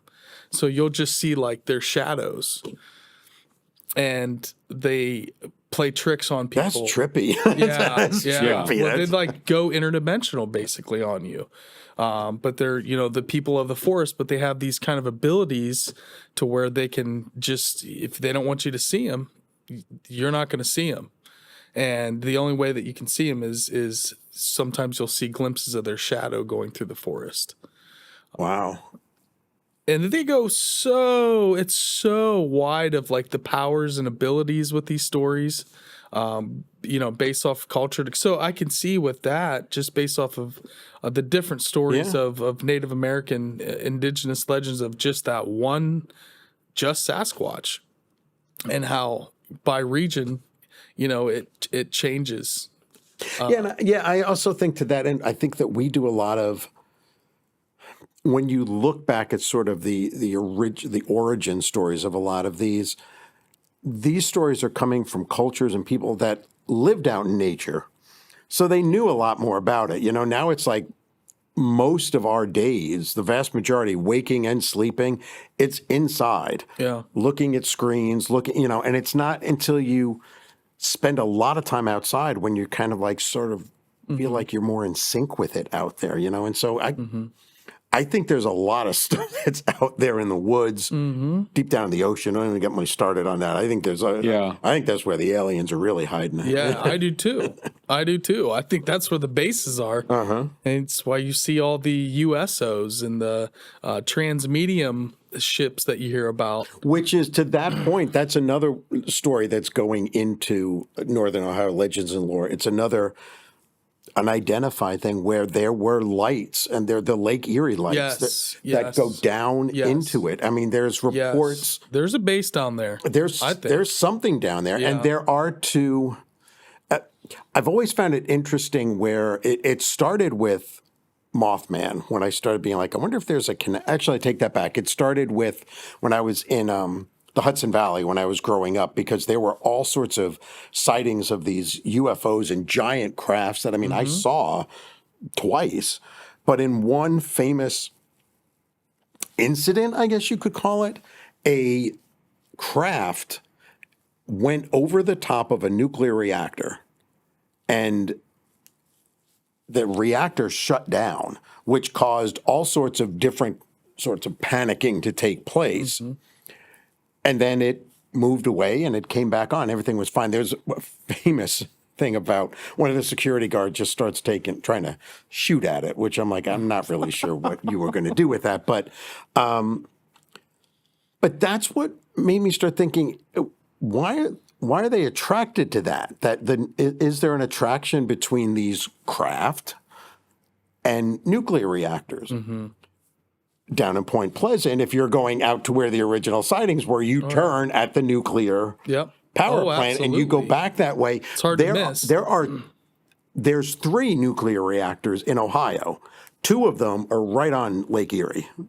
Yeah. And I'm like, so is there a connection there? Are they coming through there? You know, I've always felt that there was, somebody said this years ago, and I'm like, I wonder if there is something to that aliens were just kind of flying around minding their own business, and then we set off a couple of atomic bombs, and they were like, 100%. What are you guys doing down there? That's where they tied to the tests of Big Boy and Little Man, the nuclear bombs. And then all of a sudden we have Roswell, we have all of it. You know, it's like, bam, all of a sudden they got a alarm bell somewhere. It's like, uh-oh. The monkeys got nukes. Yep, and then the memo went out. Hey, if you're flying past Earth, you lock your spaceship windows, man. You're not. Don't be letting anybody come inside there, man. Lock the windows down here. Lock the doors. Yeah, roll them up. They moved on from spears, and now they got nukes. Yes. That all happened in 150 years. Yeah. Oh man, it's been wild. Well, man. This has been awesome, as usual. You got the best stories. Thank you. It's my pleasure coming in here, man. Can't wait for your new books to come out. Wish you the best of luck and success. Appreciate you coming down here. Halloween episode, man. It was my pleasure. I'm honored. Let everybody know where we can find you, where we can connect with you. The strange and spooky world of James. strangeandspookyworld.com. The easiest way to connect with me is if you just actually Google Weird Willis. Yeah. You get all my stuff. So that's the easiest way to do it. But it's ghostofohio.org is my ghost group. Strange and Spooky World is all my other stuff. They kind of run in tandem. All of my books, you can get them at, I guess there's still brick and mortar bookstores out there. But if it's in Ohio, you can find them there, or it's on Amazon or all the other things. Am I supposed to scare him now, though? Oh, you know what? Oh, we did forget one point. What? I'm going to ask you. We're doing it. The Paul McCartney conspiracy. Yes. You know something about this, a little bit about this. Yeah, I know a lot about it. You know a lot about this. We've been chatting in the office about because I saw a documentary years ago. But it wasn't a documentary, it's a mockumentary. No. It was just let me finish. The one There's a documentary was going to scare him, not years make him angry. ago called The Winged Beetle. I don't know if you've seen it, but that's where I first heard about this. Then I recently saw on Amazon another documentary, which turns out to be completely bogus. One, okay. But some of the things in there, George Harrison. Yes, the George Harrison letters. That's completely bogus. Yeah, correct. Okay, so but some of the things they talk about in that is the DJ that originally kind of did the research and started talking about the correct. Am I right about that? Yeah. And that was here. It's the open US? to debate because most people say that it was a UK DJ that started putting it together. It was it started who actually first came up with the idea. It was people were calling in. The first DJ to actually talk about it online, they said it was either in Michigan. Some people say it was from Ohio. But the one who really brought it to the forefront and may or may not have gotten fired for continuing to talk about it was from New York. But it was a U.S. phenomena, if we wanted to call it that. Yeah, in England, it didn't really take hold until years later. So MI6 wasn't really like in control of creating a fall or the fake Paul. I mean, Well, do you think there's validity to this story? Let me just ask you that. explain what you mean by validity. Do you think that some of the, well, first of all, do you think Paul McCartney's dead? The original. The original Paul McCartney? No, I do not. Okay. I was going to say his career might be dead, but he is still very much alive. Yeah. Because it would be tough. I do believe that there were clues intentionally planted by the Beatles in their later albums. Sure. And on their covers that were done on purpose. Yeah. But they're not about Paul being dead. No, I think they are, but not that he's really dead. I think what happened is when the rumors came out, they had nothing to do with it. But then I think they realized, okay, well, if you want to buy my records and play them backwards and do all this stuff, we'll put some stuff in there for you. Yep. Probably the most blatant one is in Glass Onion. John Lennon does sing, "Here's another clue for you all." Yeah. The walrus was Paul. Yeah. Yeah. That was based off the idea of who was in the walrus costume on Magical Mystery Tour on the cover. That was supposed to symbolize that it was Paul McCartney being dead, and the double was inside of that. I don't think the Beatles planned any of that. But I think from the White Album on, they were sticking things in there. I mean, but explain Sgt. Pepper's album cover. There's a lot going on there. So the original story was that Paul McCartney was driving home, that he had gotten into a fight with the other Beatles at the recording studio when they were recording Sgt. Pepper. And that he left, he was driving home. The story soon morphed into that he had picked up a hitchhiker who recognized him, starts jumping all over him. Right. He crashes, loses the top of his head. Yeah. He dies. The Beatles then decide, we can't actually carry on like this. And they wanted to stop, but their management said, no, you're going to continue. We are going to get a sound-alike, and then we're also going to get like a body double. And that the Beatles, the three Beatles started feeling bad about that. And so the remaining three live Beatles started putting clues to kind of let their fans know little by little. Yeah. That, in a nutshell, is the whole conspiracy. Yeah. The one that... So you have to also think of the time period when this all hit. Oddly enough, Paul McCartney, I've traced back, and you can find some of the clues on my website. I've actually put a bunch of them up there. I tracked it back to a UK Beatles fanzine has a slight mention of Paul McCartney being in a car accident, but that he was okay. That's where I believe the genesis started. When Sgt. Pepper comes out, if you look at Sgt. Pepper based on all the things that came before it, I always say that you can tell a lot of, and I'm a fan of Queen, but with the Beatles, I think they're a great litmus test because you could tell a lot from somebody by not only knowing who their favorite Beatle is, but back in the days when all their greatest hits were on the red or the blue CD, it was like, do you like the Beatles red or the blue? You like them before the controlled substances or after, right? Sgt. Pepper was the one that was totally different from everything, She Loves You and all that stuff. Yep. Sgt. Pepper was different, not only in musical style. Revolver was getting there. Yes. But they started playing with the idea of, if you look at it, Sgt. Pepper is a concept album, which was something that really wasn't done at the time. They started experimenting not only with sounds, but stereo. people, when that came out, looked at that album cover and were like, what the hell is this? They listened to the songs and were like, what the hell do these songs mean? We as a culture don't like when things don't make sense. Yep. So we will assign meaning to it, even if that meaning means Paul McCartney is dead and he was replaced by a double.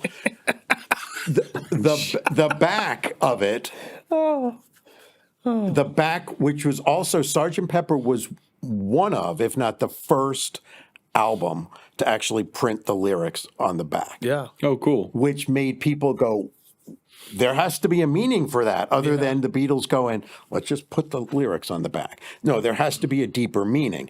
The deeper meaning was, if you looked at the back of the cover, all three of the Beatles, not Paul, but the other three Because are facing Paul was forward. getting surgery. Correct. And Paul's facing away. The conspiracy is that his surgery Wasn't healed. done yet. And so Yeah. that was going to be the look-alike, but he didn't quite look enough like him. So he's turned around. As opposed to what the Beatles said it goes was, so no, we deep, just dude. like to mess around with that. Yeah. They also said that if you look close, there is that, and it is, because again, why are there words on the back here? The They lyrics started shouldn't be growing back facial here. hair. No, the big thing is they say if you look, that George Harrison is pointing, and he's pointing to the line, and she's leaving home, which is Wednesday morning at 5 o'clock. She's leaving home. That's time that supposedly when the car crash happened. Yeah. The front of it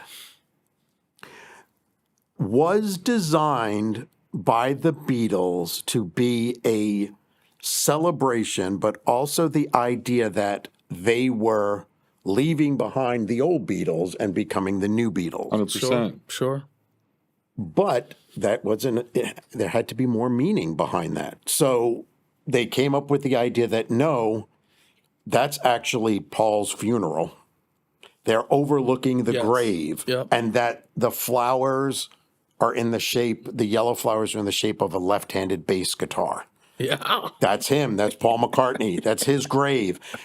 There's only 3 strings on the bass guitar God, instead of you do know 4 so much because there's only 3 Beatles left. So like I'm having like sympathetic flashes towards my conspiratorial stock market stuff. Where like there are people that will read, People go posts so on Twitter or deep. all this stuff, and I don't know. This one's still developing to where like I can't tell if people are really pulling things out from the ether or By and making large- things make sense. This one, in retrospect, because again, with There's a lot there, though. Look at all. but the look, you weird want a real artwork. conspiracy? There's one right in front of you in the Beatles, and it's John Lennon getting shot by Yeah. Mark David Yes. Chapman, who Yeah. flew from Hawaii multiple times and didn't shoot Lennon Yes. and went back It and was probably a CIA. probably a asset of Manchurian some- candidate, who they gave him a control sign with Catcher in the Rye, and he finally got him Yep. in what, 1980, right? December of 80? 1980, yeah. So to me, if you look back on it, especially from this standpoint now, the Beatles in general, there's enough there already that, yeah, I mean, Lennon, him and Yoko, that was wild enough. And then again, ultimately with him being shot and what have you. And even George Harrison, he had the guy breaking in his home that Yeah. time that was, I think, trying to murder him or whatever. There's enough there without... Correct. And I don't know. And again, like say Princess Diana, she got in a car wreck, she's dead, and of she's weird on stuff TV. there. Like it, it's A lot of weird So stuff for me, the Princess died. Beatles to be that high of a clout that they're going to pull off, it doesn't matter. What? That's why, though, I'm saying is the mystique of the Beatles. Oh, I get it alone. from a fan standpoint, yeah. yeah. But from a this makes sense as making this like, and I like conspiracies too. And that's I love one it. album But cover. Like they break Yeah, down. there's other, and when you look I think they're so Great. groundbreaking at the time too. Again, like you're Yeah. saying, just from the Sgt. Pepper's album cover, it makes sense now. Of it's kind of meta, but yeah, hey, we're going to set this up as it might even be a funeral scene for them as correct, the old but it spirit of the wasn't to Beatles that to extent that it Yeah. was. right, but it wasn't pushed. There are that also far. where you can. The Beatles were also notorious for having a lot of inside jokes and doing things, but like Sure. Abbey Road, there are things that are on there that I don't think necessarily that they claim are pointing towards Paul McCartney being dead. being barefoot. Yeah, but it's so yeah, it's like I don't know why Paul McCartney is walking barefoot because he had no shoes. Across the Just yeah. might have Flew out of the maybe. car. When they found him dead, he didn't have shoes. That's what on. the story is. Paul Yeah. McCartney I was about to says say Paul McCartney probably showed up late after partying and was like, "Oh, I have a photo shoot," and didn't have any shoes on. Well, the and- thing, what he didn't do anything to help quash these rumors is because he said his feet were hot. So he took off his sandals. And it's like, but you're going to walk across a concrete or, Asphalt road's going to be hot. The big thing is that when all of this hit, Paul McCartney's management said to him, make a statement. Just be like, this is ridiculous. I'm alive. And he was like, no, I'm on holiday. I'm not doing it. And so all of a sudden it became a real thing, which where is Paul McCartney? Because there's no proof of life. Correct. And there is a famous Life magazine, I think it is. He is on the cover. And it's black and white, and he's there with his family, and they all look incredibly disheveled. The story behind that is that they sent a reporter and a photographer out to the middle of the countryside to find him. And they found him, and they just started snapping pictures, and McCartney took off after them, running at him with like not a nightstick, like a walking stick, which his kid is actually holding on the cover of I believe it's Life magazine, and was going to beat him with it. Yeah, sure. And then he was demanding that, he was like, you give me that film back. And they wouldn't. And he said, okay, if I invite you in for a cup of tea and you could do an interview, can I have those things? And they gave him the film. And that's how the interview ended up in that, is because they were chasing after him. But I will say that there are things specifically on like the White Album where things are being played backwards, which it's a different, maybe it's next Halloween thing. But I mean, I've spent decades playing with backmasking, and backmasking does exist, but there's two different kinds. There's a simple reversal, which is where you just say something forwards, you turn it backwards, and then you just put it in the mix. Sure. Those are all over the place. I mean, it's been done with instruments. It's a Missy Elliott's song. I don't even know. Put my thing down, flip it, and reverse Yes. it. Yeah. And then she says that in reverse. And it's where it's the stuff where you can, if you've listened to the backward stuff long enough, you can hear it because it does a sh. That's her just saying what she just said forwards, backwards, but she just mixed it in. It's the phonetic reversals, which is I'm singing something forwards and then you play it backwards and it's something else. That's like almost impossible to make it sound the same or make it make sense forwards and backwards. Yeah. But the Beatles on the White Album put not a lot, but they put in backward stuff that was just because they liked the way it sounded. Revolution 9, I mean, that whole thing is got backwards things in between it, just because John Lennon was experimenting with stuff, playing it forwards, playing it backwards. The Beatles had also done the song Rain, which is way back at the beginning. John Lennon came home with the old reel-to-reel, and we'll say he was tired, put him on backwards. And the song Rain played completely backwards. And he wanted the whole song to be put out that way. And they were like, no, we're not doing that. But they let him, at the very end of the song Rain, you'll hear this weird thing. It's backwards. It's basically them singing when the rain comes, they all run and hide their heads. Yeah. He put backwards stuff in all sorts of things. On Revolution 9, it is repeated over and over again. Number nine. If you play that backwards, it sounds very clear. Turn me on, dead man. Yes. And it's rather clear. Now, Turn me on, dead man. Yeah, is that Turn me just on, a dead man. coincidence? It could be. It's certainly, I don't think they put that in there to say Paul McCartney's dead. But I wouldn't put it past them to be like, hey, wow, that sounds like it's saying this. Let's just like leave How it. do you get it to make it sound something that different? Turn me on, dead man. Turn me on, does dead turn man. around. It does sound like that. It's Sounds weird. just like that. Now, most of the things that like the notorious ones were Stairway to Heaven. Parts of it were full. If you listen to it forwards, it says something totally different backwards. It's ridiculous. But how do I even listen? I don't even know how to listen to something backwards. How would I even listen to it? If I'm hearing it forwards and it's meant to be heard backwards, how can I even get the message as the end user? Back then, you had to stop your turntable and move it backwards, which is why I am convinced you could actually ruin your records that way, and why some people would put things in there. I mean, again, most of the time, though. I was about to say, as a selling technique, I would hide all kinds of stuff in there and say, hey, you guys should all and then you ruin your record, and you're going to buy my record again to find this hidden. And they are there, but they're simple reversals. I mean, my favorite one is like, I've got like dozens upon dozens of like these mainstream bands that were putting backward messages in. One of my favorite is the Jay Giles Band, which has got at the very end of their Love Stinks album it's kind of like a spoken word thing, which is called No Anchovies, Please. And it's just this bizarre thing about bowling for dollars. And it's just a strange thing. But at one point, the narrator, I guess, says that this woman picks up the phone and there's a strange voice on the other end or something like that. That voice is backwards. But when you play it backwards, it says it doesn't take a genius to tell the difference between chicken salad and chicken shit. It's clear as day.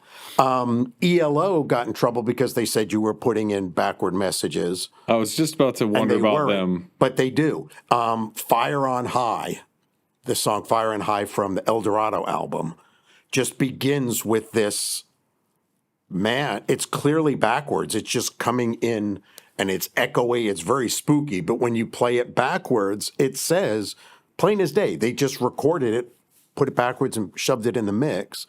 The music is reversible, but time is not. Turn back. Damn. ELO was deep. Yeah. Jeff I mean, they're amazing. all, but again, so I'm willing to go the route of John Lennon was very experimental around the time of the White Album and even after that. That he was playing with recording sounds. It's evident in their later albums, and it's all over Revolution 9, that things are being played at half speed forwards, they're being played backwards, that he was experimenting with it. And I think he might have just said he's famous for also saying gibberish at the end of songs, which some people say is backwards. No, he's just saying weird things. Yeah. What's the song? I'm Only Sleeping, with the reverse delay guitar. So even that, Yes. they're even taking their instruments, like you're saying, and they're Hendrix, reversing those. Are You Experienced, that his guitar's backwards because it's going Yeah. Oddly enough, Ozzy Osbourne was sued and was actually put on trial, but it kept getting thrown out because originally it was two boys who had, there were numerous people, but they said that they had unalived themselves after listening to his song Suicide Solution. Yeah. And I remember seeing this. This was This is when a ratings came urban onto legend. CDs Correct. and Yes. parental warning. That and was kind of an explicit urban legend because nobody knew if it was true. Well, the really weird thing, and I feel, going back to ghost shows real quickly, the Ozzy Osbourne family all goes ghost hunting together, so and I think it's so Jack's into telling it, yeah. that the most rational one of the entire family is Ozzy. I think that's telling because he's just like, this is all not real. This is not. Anyway, Ozzy has always said that song is not about suicide as a solution, as a way out, that it was written because his friend Bon Scott basically drank himself to death, and that suicide solution, a liquid, alcohol. Yeah. And I'm like, Ozzy's not that smart to make something like that up. That has to be true. And if you read the lyrics, it is about alcohol being the solution. Being the suicide. But the first few cases got thrown out because they were like, it's protected.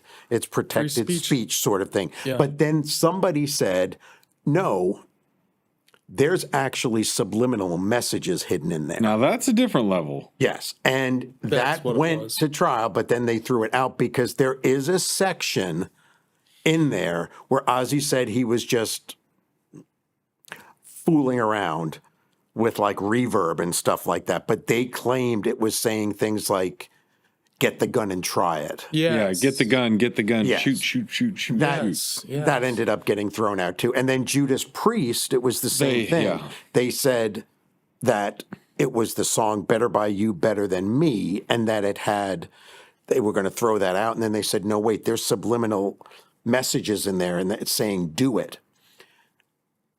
They were found not guilty, but the judge in her ruling said there are subliminal duets in the song, but that it was not really, it was a chance combination of, I think she said it was a breath and like a guitar noise or something like that. That in other words, they didn't say the words do it. But those put were it in making there. it sound that way. Correct. That it Gotcha, was okay. accidental, but that there was something that could be taken there. But the words do it, do what? So Yeah. it was thrown out because of that. So there's, subliminal messaging. You can go back and study a lot of even advertising and hiding, I think it was Camel cigarettes back in the day. If you had a pack of Camel cigarettes, everybody liked to look at that to figure out where the guy was. Cause there's this whole picture. There's this whole picture involved in a pack or many other things, but a lot of the imagery and stuff that you don't know that's hidden in it is stuff that's, The dollar bill. well, skulls and crossbones and stuff like that. yeah. That is, Well, they did that in The Exorcist. they're very They did that. evocative there mentally. are these images. images. Yeah. Kubrick really liked to hide weird little hidden messages. I almost asked you In The earlier if you were a Shining. Kubrick fan because of how you said you went about an investigation of your ghost hunts and your writings, and I was like, that's about the same as him setting up a film and scouting location. I have and spent way too many hours trying to entertain friends with what I think the deeper meaning of the movie The Shining is about. stop. When can we do that episode? I don't know. We'll I check would love to. calendars. 'Cause Yeah, it's- 301. What was that documentary that we watched? 201 2 something. What that is was it? really. I It's all know about it- Room Kubrick's- 217, I think, or something, but it's supposedly about him helping with the lunar. Yeah, and and I cover-ups don't. I'm not and- really ready to go. Oh, we that can't far, go but in there yet. We can't go down. No, that but road it's right funny because I've been watching scary movies because of the time of year. And I rewatched The Shining two or three times because it's fantastic. But I've been watching Doctor Sleep. If you've never Yes. watched Doctor Sleep, that's the continuation years later with Ewan McGregor as the old grown-up Danny from The Overlook. And it's a creepy film. Like, it's really good, and I thought it was a nice continuation. And Yeah, I wrapping agree, up. and that's one of my favorite movies just because of the backstory. Because when they decided, because Stephen King wrote The Shining, Yep. and then he wrote Doctor Sleep. But there was this nervous thing when they decided, okay, we're going to redo Doctor Sleep, which has them going back to the original Overlook Hotel. Right. They had to go and talk to Stephen King and go, oh, and by the way, it's going to be Kubrick's Shining Overlook Hotel, as opposed to the one in your story, because Kubrick's hotel is more iconic than what was in. And they were all nervous because they were like, Stephen King is going to shut it down, because Stephen King went out of his way to say how much he hated Kubrick's version. Why? Why did he hated hate it so much? Kubrick kicked I him don't off know set. enough about it though to be why it's because I never read The Shining. Let me put that way too. I did not read it, so I don't Okay, know. if you read, or what you can do is you can look at like artist renderings from the. no, you can actually. There is a TV miniseries of Stephen King's With the guy Shining. from Wings. So the long story I did of it not is know that about this. Oh yeah, it's Stephen King more like the book. needed. It was early in his career. he didn't really think too much of The Shining, and so he basically sold the Gave it rights to him. away Yeah. to Kubrick. When he saw what came out, there are marked.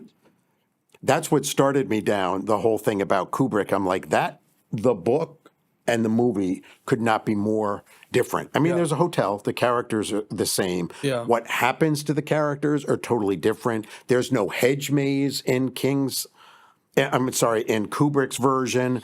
No, there's a hedge maze in Kubrick's, right? What's that? He's got the maze in It's in Kubrick's. It's not in Stephen Stanley's. King's. Oh, okay. Stephen King, sorry. Okay. Yeah. No. So yeah, there are marked differences. But when the movie came out, that's when Stephen King said that he hated it. And he said if there ever came a time when he could get the rights back, he was going to take them back and he was going to do the movie how it should have been done. And that ended up being the miniseries that was on television. and it's more like the book. Yes, it's more like spot on. It's the guy from Wings. yeah. I get it, but what's the dad. difference in the story?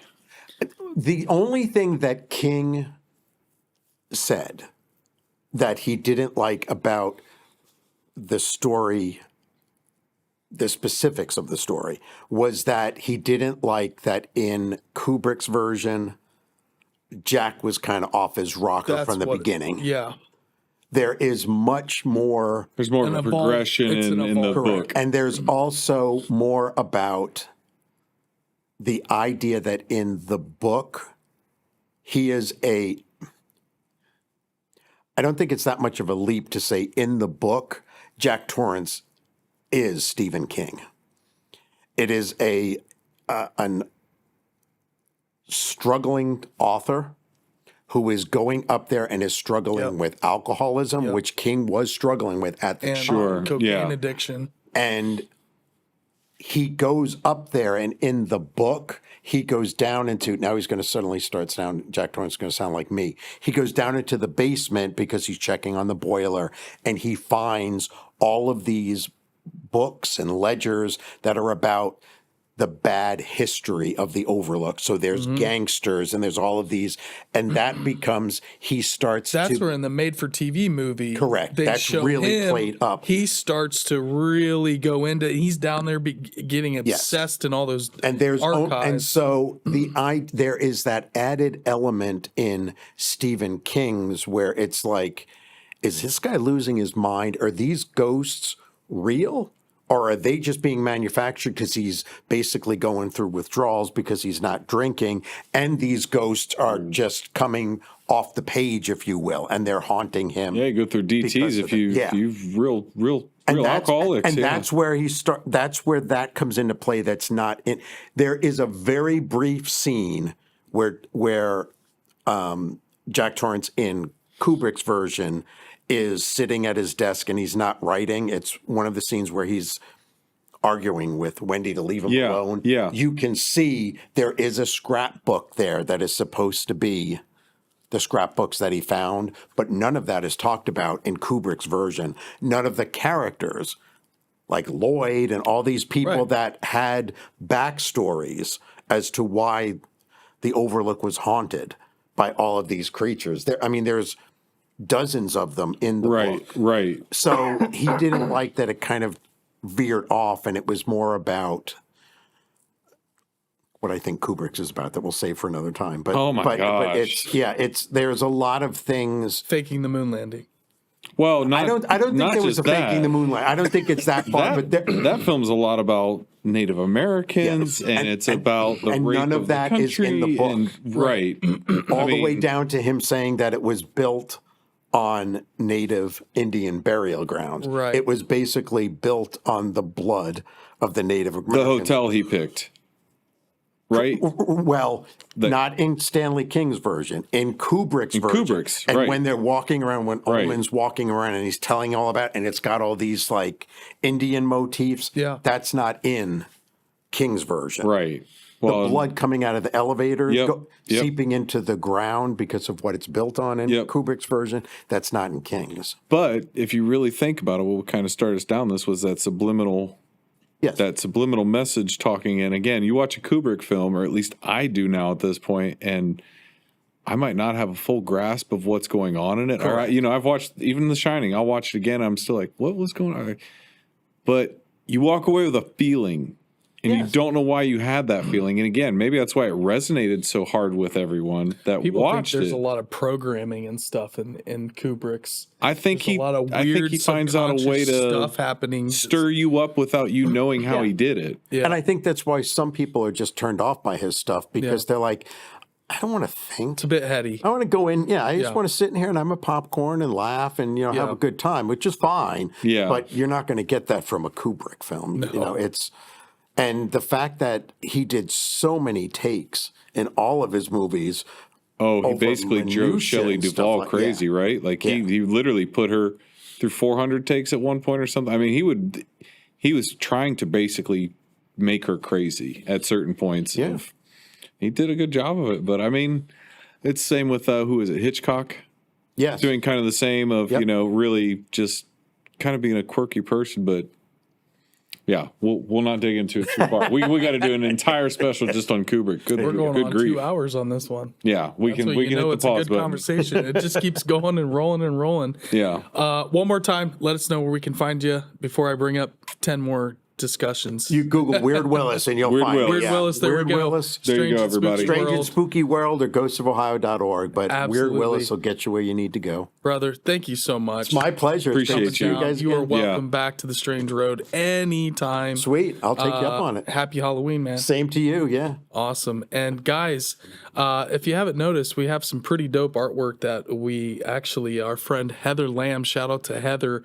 Go check out Heather's art, her Etsy page. We'll have all the links in the description. Here's just a couple pieces that I thought would fit perfect for a little decoration for the Halloween episode. Go check out Heather's stuff. Go check out The Strange Road. Share it with all your friends. Make sure you hit that like, subscribe, and you got to get that notification bell to let you know when we're streaming strange happenings or we have a premiere. All you guys sitting here in the chat, all you listening, just keep sharing, keep rating, and we appreciate the hell out of each and every one of you. Thanks again to Stoner and everybody out there. Peace, love, and chicken grease. Happy Halloween, y'all. Later, everybody.